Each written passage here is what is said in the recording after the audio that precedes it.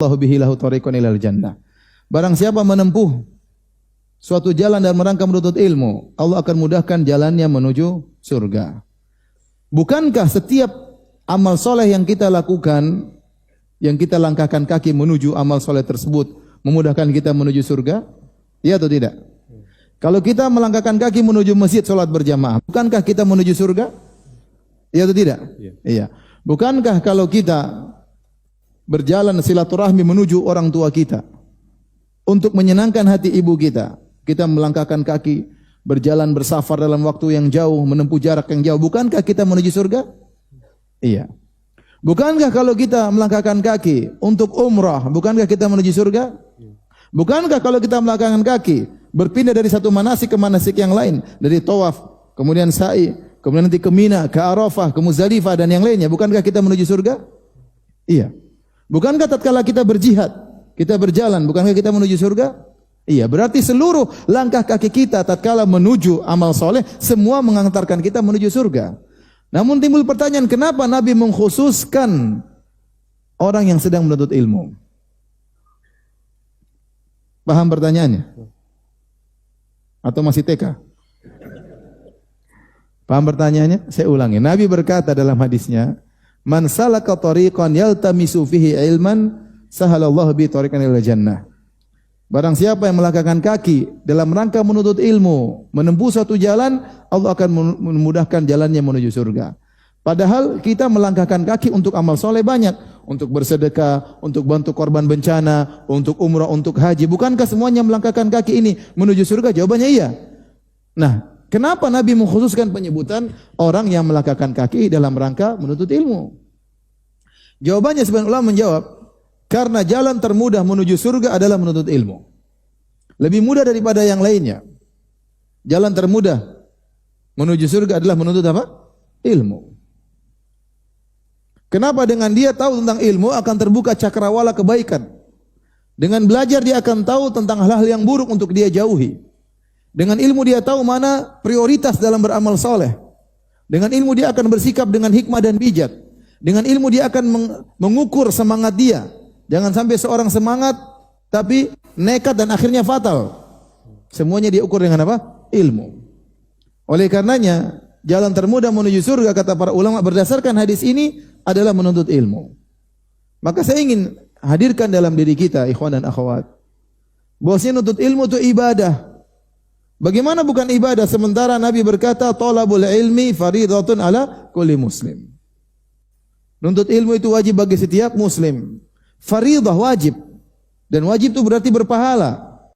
Maka sebagaimana Anda salat wajib berpahala. Sebagaimana Anda puasa Ramadan berpahala. Sebagaimana Anda umrah dan haji dapat pahala, Anda nuntut ilmu juga dapat pahala.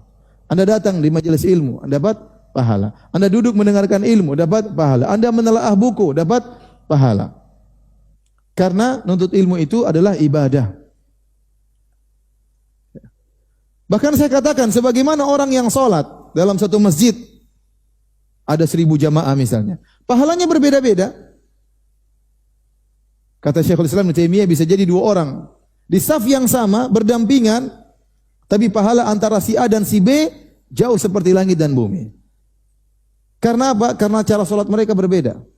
Yang satu mungkin sholat di atas sunnah, yang satu mungkin tidak kurang sesuai dengan sunnah, yang satu mungkin khusyuk sementara satunya pikirannya kemana-mana. Ya. Pahalanya bisa sejauh langit dan bumi. Maka saya katakan demikian pula, orang yang hadir dalam majelis ilmu bisa jadi pahalanya berbeda-beda. Ada yang niatnya benar-benar tulus, ikhlas. Ada yang niatnya tulus sekaligus mencari sesuatu. Ada yang mendengar dengan baik, dengan seksama. Ada yang mencatat. Ada yang cuma mengangguk-ngangguk. Ya. Ada yang sambil ngangguk-ngangguk tapi ngantuk. Ya. Berbeda-beda, tidak sama. Kenapa? Nuntut ilmu adalah apa? Ibadah. Itu ilmu ibadah. Bagaimana bukan ibadah sementara Nabi menjelaskan menuntut ilmu itu jalan mudah untuk menuju surga. Di malam hari, itulah rembulan. Maka kata Nabi, keutamaan orang yang alim dibandingkan dengan orang ahli ibadah seperti bulan dibandingkan dengan bintang-bintang. Bintang mungkin jumlahnya jutaan. Maka saya katakan, satu orang alim, tapi dia benar-benar alim, itu lebih baik daripada ribuan ahli ibadah. Kenapa ribuan ahli ibadah tersebut mereka hanya manfaat untuk dirinya sendiri, sebagaimana bintang, cahayanya untuk bintang tersebut tidak sampai kepada orang-orang di atas permukaan bumi. Banyak orang alim, banyak orang ahli ibadah, ya. Dia rajin umroh, rajin haji, rajin zikir, rajin baca Quran, tapi dia bukan orang alim. Yang bisa memberi penerangan kepada masyarakat orang alim, yang bisa memberikan peringatan kepada masyarakat orang alim. Oleh karena Nabi mengatakan keutamaan orang alim dibandingkan ahli ibadah. Ahli ibadah ini rajin sholat, rajin puasa, rajin macam-macam. Seperti keutamaan rembulan dibandingkan dengan bintang-bintang. Bintang-bintang yang begitu banyak, cahayanya tidak sampai ke bumi. Maka seorang alim benar-benar diagungkan oleh Nabi sallallahu alaihi wasallam. Kemudian ya, makanya saya katakan kalau ada orang alim meninggal dunia, kita kehilangan. Para ulama tatkala meninggal dunia, kita kehilangan ilmu yang besar dari mereka. Ya.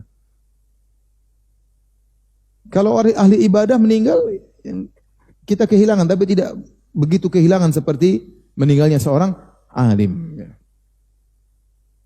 Kalau orang alim sudah tiada, maka kita bingung. Nanti baru kita rasa mau nanya siapa. Sudah meninggal. Ulama tersebut sudah meninggal. Susah mau bertanya. Ilmunya hilang bersama dia.